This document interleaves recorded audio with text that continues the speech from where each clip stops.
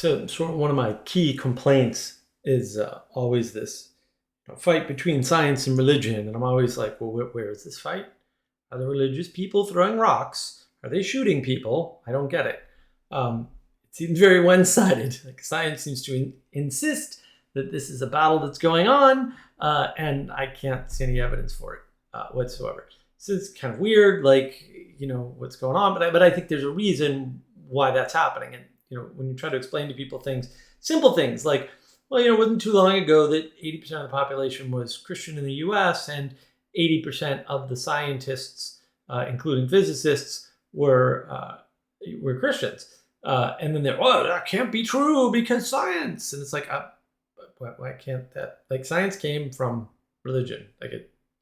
Religion first, science second. It's not that hard. It's not that difficult. It's like, there was a time before science. It just happened. So it's like, well, and this ordering matters. People are so confused. Ordering matters a lot. Like, which came first actually is important. And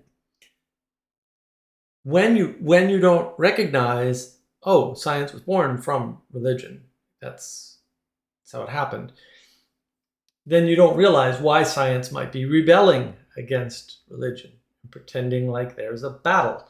They're pretending like there's a battle because they want to be first. They want to be highest. They want to be primary. They want to be in charge. It's that simple, really.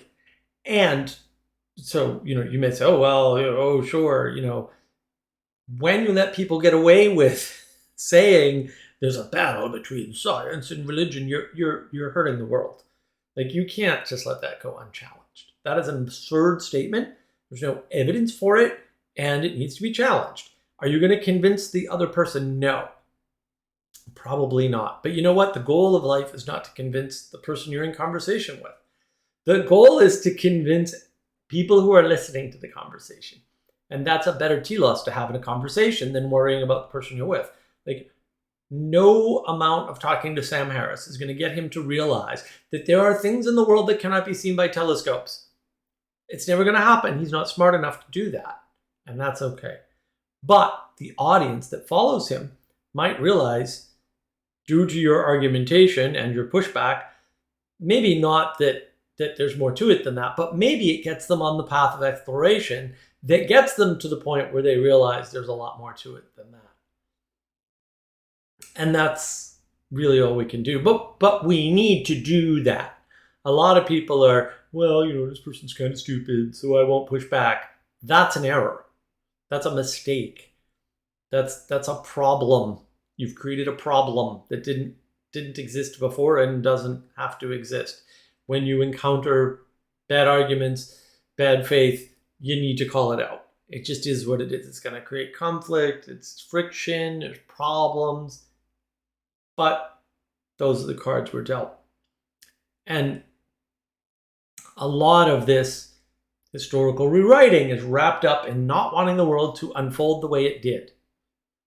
And fair enough, I would prefer that the world unfolded such that I had all of Elon Musk's money, but that's not going to happen. So kind of need to move past that and, go with what you got, right? And not tear down statues and not, we could reframe history as a history of colonization and slavery.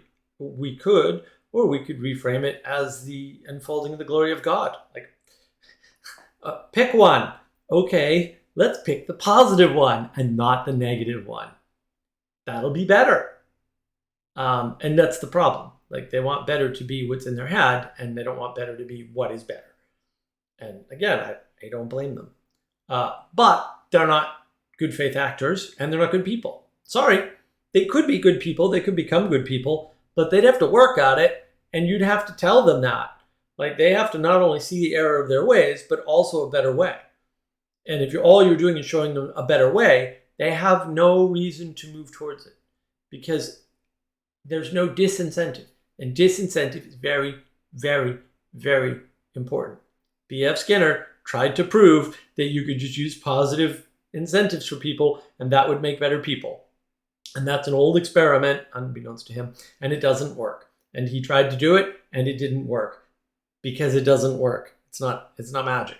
The reason why when you try things and they don't work, not always, but very often, is because they don't work. It's not magic. It's like, oh, we keep trying communism and it doesn't work. Because it doesn't work. It's not gonna work. It can't work. Like, it's okay. Right? It's, oh, we'll just try one more time. Stop trying.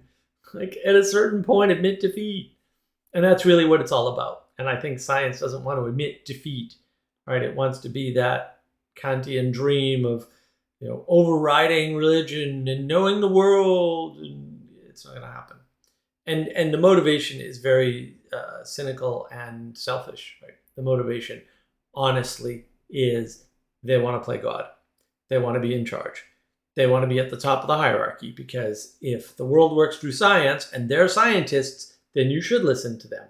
Fortunately, the world does not work through science, and they're not at the top of the hierarchy. That's why they're not the best paid people in the world, which is something they complain about constantly.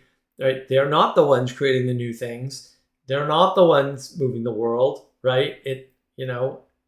Marketing is a thing, right? Businesses are a thing, and the skill of running a business has no overlap with education whatsoever, as near as anybody can tell. That's there for a reason. So I tend to see the modern scientific endeavor as largely hubris and very little else. And I think that's important to recognize and to engage with, because I think it's important to realize what's going on, so that you can basically point out, using your discernment, where problems may exist. And maybe you're wrong, but if you don't point them out, you'll never know, and they'll never know.